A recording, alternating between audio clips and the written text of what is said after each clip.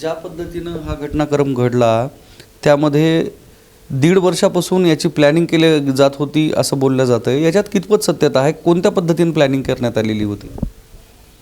जेव्हापासून माझ्या घरी समजलं, 2 वर्षापासून समजलं, त्या अगोदर ते हो बोलत गेले, म्हणजे लग्नासाठी लग्न लावून देतो वगैरे. त्यानंतर ते म्हणजे असं मला टॉर्चर करत गेले एकट्यात, की हां आम्ही सक्षमला मारून टाकणार.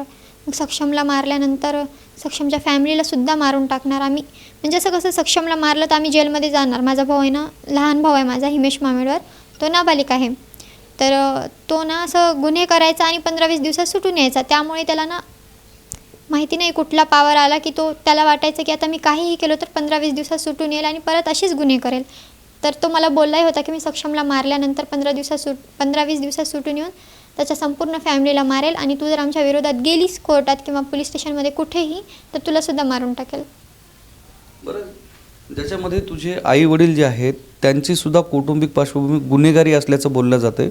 खरंच त्यांची कौटुंबिक पार्श्वभूमी गुन्हेगारीची आहे का? आणि ते कोणतं काम करतात? हो, त्यांची पार्श्वभूमी गुन्हेगारीचीच आहे.